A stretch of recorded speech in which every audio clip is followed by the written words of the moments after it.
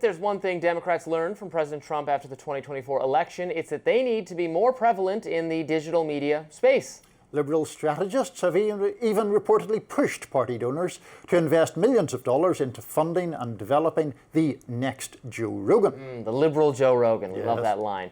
But on a related note, tech reporter Taylor Lorenz is out with a new piece for Wired titled "A Dark Money Group is Secretly Funding High-Profile Democratic Influencers." Lorenz writes, an initiative aimed at boosting Democrats online offers influencers up to $8,000 a month to push the party line. All they have to do is keep it secret and agree to restrictions on their content. She continues that the structure of the program highlights the vast differences between how Democrats and Republicans attempt to amass online influence. Republicans have spent decades building up a powerful independent media ecosystem, though the right-wing influencer world is far from transparent. Here to join us is more on this subject. Taylor Lorenz, welcome back to Rising. Thanks for having me. So Taylor, in this piece, I mean, we've alluded to some of the most important points there in the introduction. The thing that really struck me was this is money that's coming from a dark money group or an organization that's funded by dark money. And one of the requirements or suggestions to these influencers was that they would have to keep it secret that they were being paid. Just talk a little bit more about that. Yeah, so according to the contract that we got, which was for members of the highest paid tier of the program, they were explicitly not allowed to say anything about the funder or the fact that they were in the program. When I started reporting this story, actually, Chorus reached out to a bunch of the creators and said, you will be kicked out of the program if you even talk about it. You cannot acknowledge this. You cannot respond to any reporters. You cannot respond to any press requests. So it was all being done completely in secret. They were not allowed to talk about the dark money that they were receiving according to this contract. And if they had signed up for this, there were also conditions on who they could interview, if I'm understanding it correctly. In other words, you would have to run it past this group Chorus as to whether the person that you wish to interview kind of passed muster in their opinion, in their eyes. Is that correct? Yeah, so there were two parts that stood out that also creators we spoke to raised, questions about. Number one is that you have to loop Chorus in on all your interviews, even external interviews. So, say you got a big interview with Zohran Mamdani, right? Who the Democratic establishment seems to, for whatever reason, not like, even though he's wildly popular. You would have to loop Chorus in on that interview and potentially book things through Chorus Newsroom as well. And so creators felt a little bit weird about this. They're like, well, why do I have to go through Chorus for an outside interview that I set up? Now, the other thing you mentioned, which is the sort of content restrictions, any content used with funds, that Chorus gave was subject, according to this contract, to certain restrictions on that content. And basically, Chorus had somewhat of an editorial control of that content. And if you're accepting $8,000 a month to make content, and then Chorus has any sort of editorial control over the content, I think that's hugely concerning. I mean, maybe just because I'm a journalist and I believe in zero editorial control from a dark money group over anything. It's just, if it's sponsored content, it should be labeled as sponsored content, in my opinion. And what is the editorial direction that you think they would exert pressure on in terms of the content? Well, according to the deck that we have, the goal is to push Democratic Party messaging. That is what the deck sort of makes clear, is to push. They want to build this new generation of progressives. They talk about, Chorus is one of these groups, as you mentioned, that emerged after the Democrats' shocking loss to kind of create that liberal Joe Rogan or whatever. So the goal of this influencer network is to bolster support for the Democratic Party ultimately. One thing I was curious about, Taylor, in the piece, we know that this offer was made. We know this contract was offered. You had got access or got records of a group chat where some of the influencers were skeptical of some of the conditions that we were talking about. But do we know who signed up and who didn't?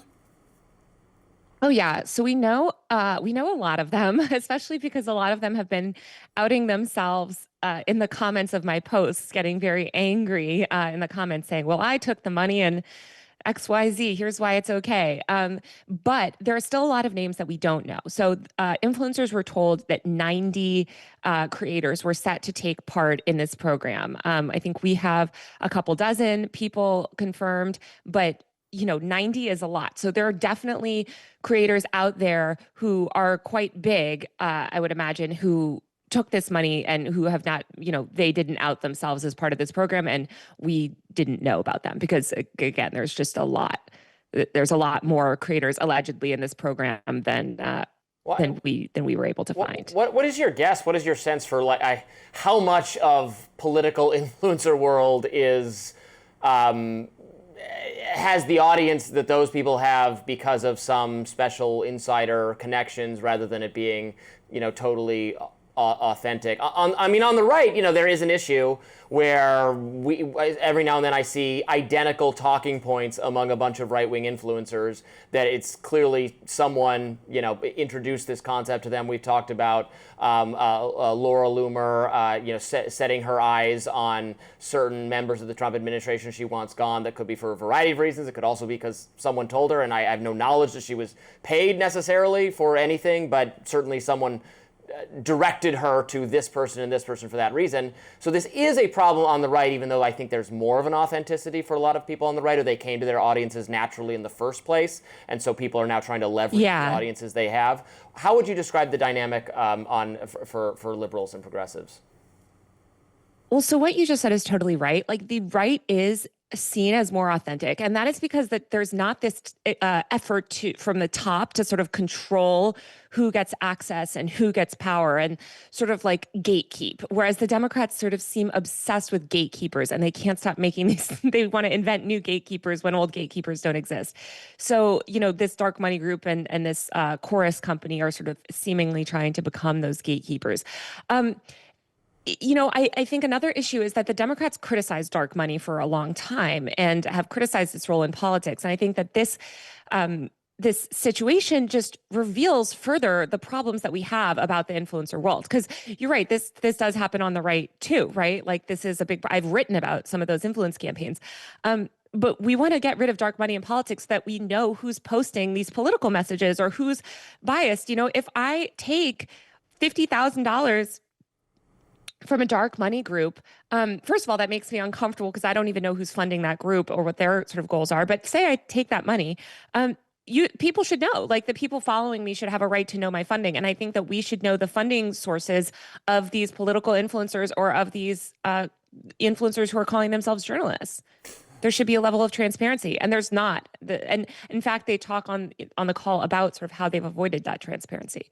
So, I agree with the point that you just made, and I think the vast majority of people would agree with that, regardless of what their own ideological position is, that if people are presenting an opinion, we should know if that's an opinion they have come by honestly, or it's an opinion that they are being paid to express. But is it at all plausible that we will reach any greater transparency on that, Taylor? Because I don't see who would enforce it or how you would enforce it if people simply don't wish to communicate that information themselves, or if it's not uncovered by journalists such as yourself.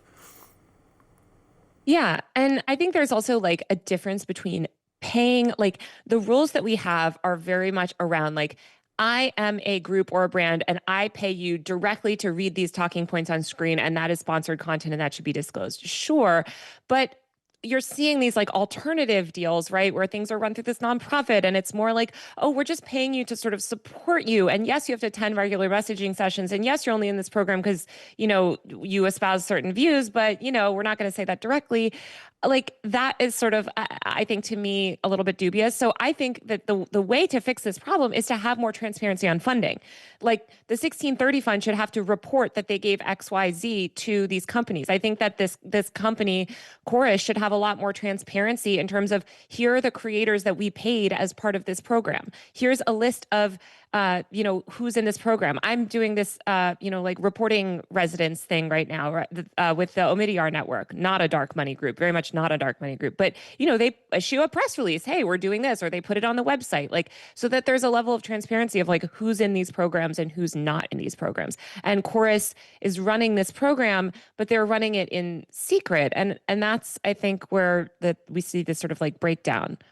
I saw that you yourself were accused in the last few days of taking money from it's called Bark. It's something to do with phones, and I saw a lot of journalists talking about that. And you said they got it wrong, and you even said you might take legal action. Can you fill us in on what that was about? Okay, I was being a little dramatic on Twitter. Okay. But yeah, no, people saw me promoting a product that I like, and then accuse me of accuse me of taking money from the company. And the company even issued a statement saying Taylor Lorenz did not take money from us.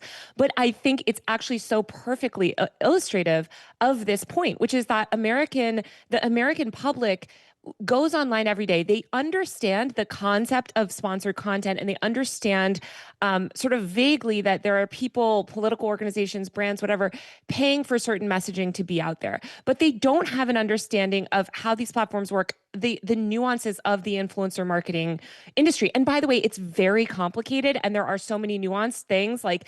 So I'm not faulting the American public for this at all, but I do think that the FTC and the FEC need to issue stronger guidelines around this and just encourage transparency and educate the public on how these marketing tactics work, especially because, we're going into this world where I think both the Democrats and the Republicans now, the Republicans have long valued the internet, but the Democrats are also sort of starting to understand the world of online attention.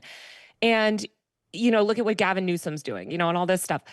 We need to understand kind of like who is being paid, where people's money is coming from. I'm always transparent about where my money is coming from. I will say like, hey, I get money from here, I get money from here, I get money from here.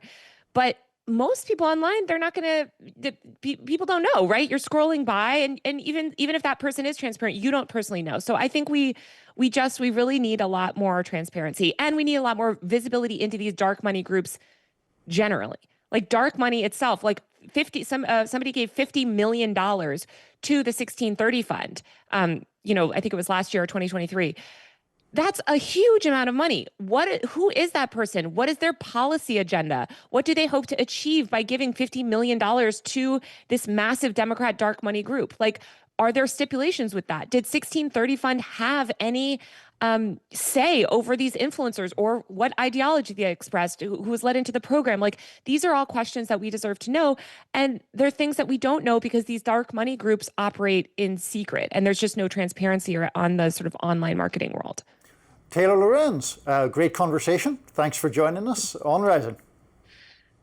Thanks for having me. Up next, are Americans carrying out a covert influence campaign in Greenland? We'll be right back with that. Stay with us.